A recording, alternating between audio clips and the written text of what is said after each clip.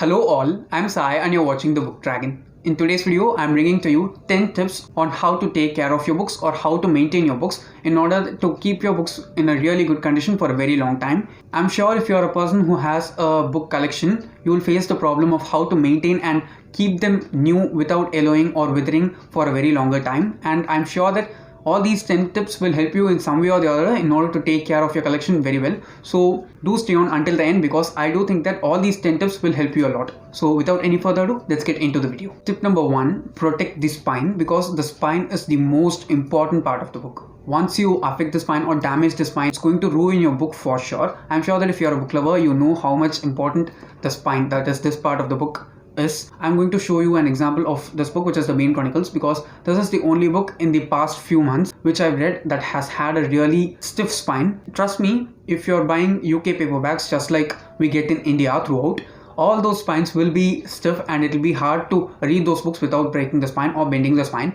Bending the spine will not affect your books to such a great extent, so don't feel bad for bending the spines. But if you break or crack the spines even to a little bit, I'm sure that the book will start withering soon or late, and it will definitely not be a good decision to make at all. If you're buying some used books and if you're just going to throw the book away because of the bad condition of the book, then it is understandable that you can break the spine. But if you want to keep the book and preserve it for a longer time, I definitely not recommend you to crack or break the spine because it will definitely ruin the book. And one such way to protect the spine without breaking it is try to read like this. Okay, try to read like this and don't open the pages to the full extent, because when you do that, it will just run through the spine and it will start producing cracks, which as a result will definitely break the spine in the later days. For American paperbacks, we do get some American paperbacks also inside India, and one such example is My Dark Vanessa, which I have here. You can just see the size difference of both the books. Now the spine in this one is really malleable. That is, since it's a floppy paperback, you need not struggle to open the book. You can just open it completely.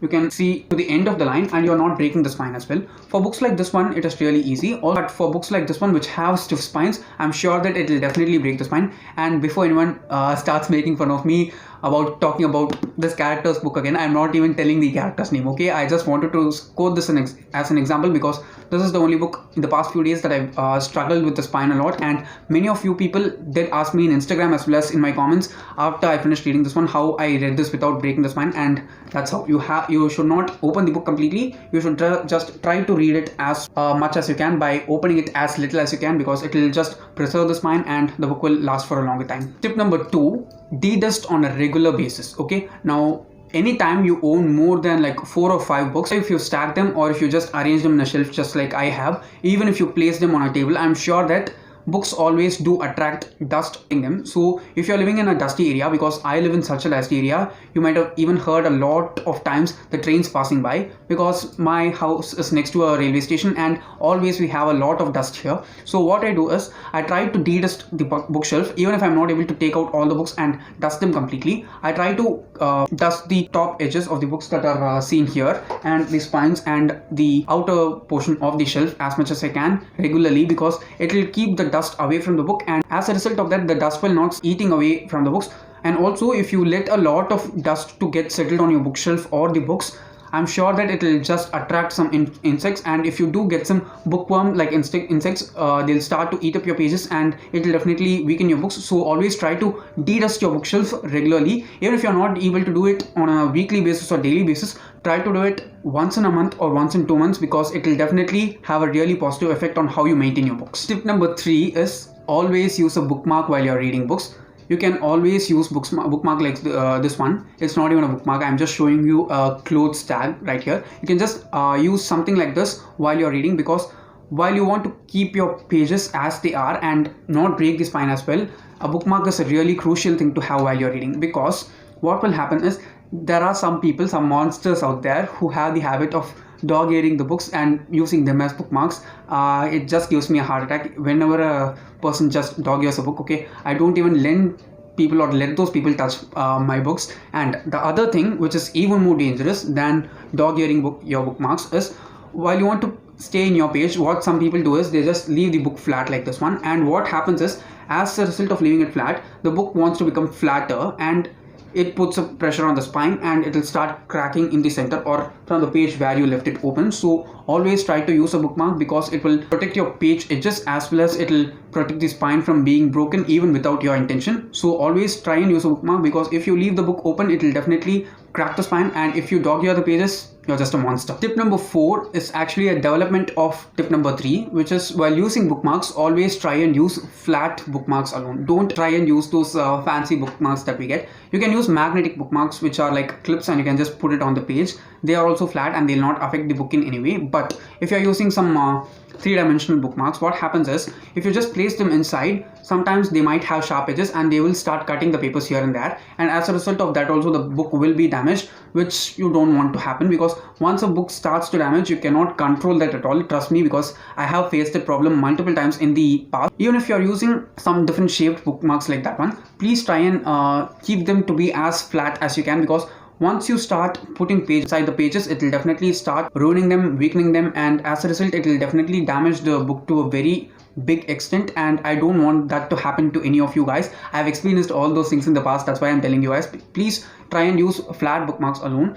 I know there are magnetic bookmarks available, just as I said before, and there are even some character bookmarks which I've seen, but try not to insert them so hard that they put pressure on the pages and make them cut, because it will definitely damage your books, and you need not do that for yourself. Tip number 5 is something which is very specific to people who travel a lot and like to read while they are traveling and have books in your travel bag while you're traveling. Okay, for me, when I was going to office in order to work, since I'm not working from the office and working from my home right now, it's not a big issue right now, but while I was commuting to work, always I'll have at least 1 or 2 books in my bag, because I don't know when I'll end up reading a book and want to read the next one. So always I'll keep 2 books in my bag. But what happened in the beginning was that keeping the books as such in the bag, it does cause some damage, like bending the covers, and so sometimes even if you're keeping something like water or juice or something which you drink inside your bag, there is a huge chance that it can open up and it can spoil the book. So one thing which I'd suggest you to do is, you have to invest a little bit of money for this one, but I'm sure that it will be very much worth it, and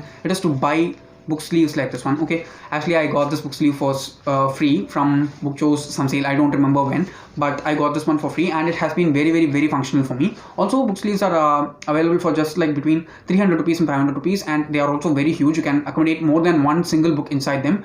The book sleeve that I have, it can hold only paperback books. Hardcovers don't fit into this one because it's a short one, and they are covered in the top with either a velcro like that which I have right now, or they have a zipper on the top. So try to buy a book sleeve if you're a person who holds a lot of books in your travel bag or commute bag or work bag or something like that, because it will definitely be a very worthy investment and it will definitely protect your books to a very great extent than just placing them as such inside your bag. Tip number 6 is for those food lovers who love to have some food or snacks while you're reading. I am not a person who likes to eat while I read, but I have faced this problem at times also, because I always try to keep some water by my side while I'm reading, because my throat just gets dry very easily, so I drink a lot of water, so it's always there on the side. Try to keep your books always away from wet food or drinks always, because even if you just spill a single drop, it will start to crinkle your paper and it will start affecting the book in a very nasty way. Okay, even if the paper is of really high quality, I'm sure that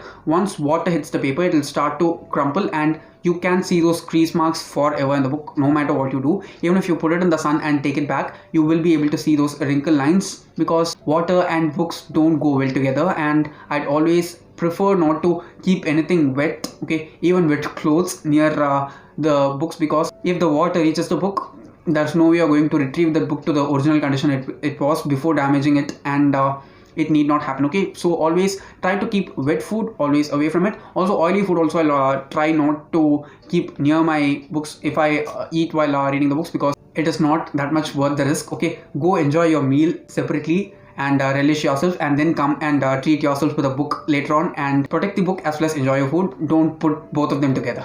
Tip number 7 is something very specific to hardcovers. If you're a person who buys a lot of hardcovers, I'm sure that you're having such a great collection, okay, and I respect you for that and I adore your collection for that itself. I'm a person who prefers hardcovers to paperbacks always, but I do buy a lot of paperbacks because of the cost. One thing which you have to keep in mind while you're reading hardcovers is hardcovers always have this thing called the dust jacket, okay, but there are also some naked hardcovers, but I always prefer hardcovers with dust jackets. While you're reading hardcovers with dust jackets, the thing that you should keep in mind and do always is do one thing. take this dust jacket off, okay, and then read, because what happens is while you're reading with the dust jacket, it's not stuck to the book, okay, it's just wrapped around the book and there's nothing to hold on to for the dust wrapper. So what happens is sometimes you might damage the dust jacket because it's a bit loose from the book, and I always prefer to take it off. Sometimes what happens is the dust jacket might be loose while we open the book and read it, because what happens is in this portion, that is in the spine portion, the dust jacket becomes loose while we are opening the book, and also in these portions the flap comes out, so it is loose. While you're reading and you're so intent in reading, what happens is the book will just slide off and it will fall on you, and it will hurt, okay, because I have been hurt a lot of times. That's why I'm telling you guys, try to take off the dust jacket and then read. There are also some dust jackets that are available separately that you can put on the book if you don't want to make like sweat stains or oil stains from your body on the books. They are also available in the market. You can check them out if you're interested. But always when you're reading hardcovers, try to take off that original dust jacket, keep it aside safely, and then read. There is one problem that if you're a person who forgets easily, you might lose the position of the hardcover, but I'd suggest you to take off the hardcover, take off the dust jacket, read the book, then put on the dust jacket back while you're done reading, and then put it back in the shelf, because in that way you'll not be damaging the hardcover, the dust jacket, as well as the book as a whole. Tip number 8 is always try to arrange your books in a standing position vertically, okay. Now you can just see my bookshelf itself as an example for this. I just want you guys to understand properly.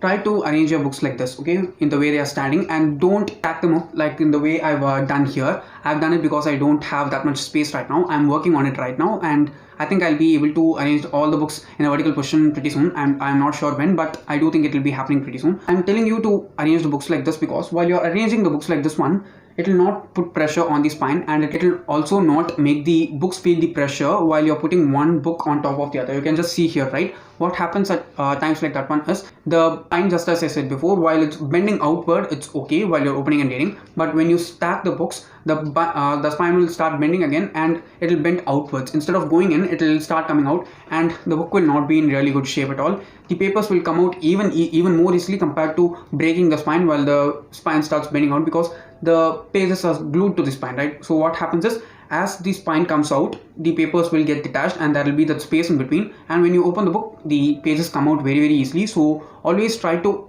arrange your books in a vertical position rather than stacking them up, because it will definitely protect the spine and also it will be very much easier to clean. Tip number 9 is something which is very much important to annotators like me, because while you like annotating books, it's very much important to keep the condition of the books really good while you put your own thoughts and impressions in the book while you're reading itself.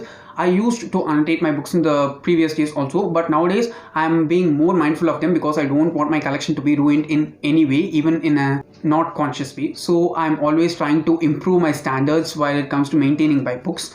One thing which I noticed a lot is while you start using cheap products when it comes to annotating, it will definitely ruin your book, because I have faced that in my copy of City of Bones and City of Ashes from the Mortal Instruments. There are some highlighters which just blotted through the paper, okay. I regret using them even now, and ever since that happened, I'm not at all using such highlighters at all.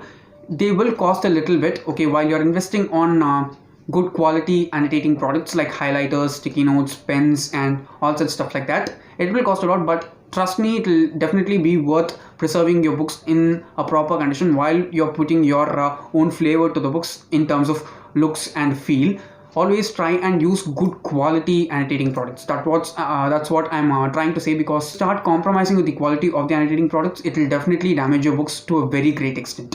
The final tip is something which is going to be the most difficult to follow, okay. Trust me, I follow this, it's easy for me because I'm kind of a rude person. But if you're such a really good person and if you just lend your books out there for free to anyone who's out there, yet you want to maintain your collection in the pristine way it is, trust me, this will help you clearly. Always make the rules clear while you're lending the books, because you take care of your books, okay. You work, you sweat, and you buy the books with your money, or someone spends their money and buys it to you, okay.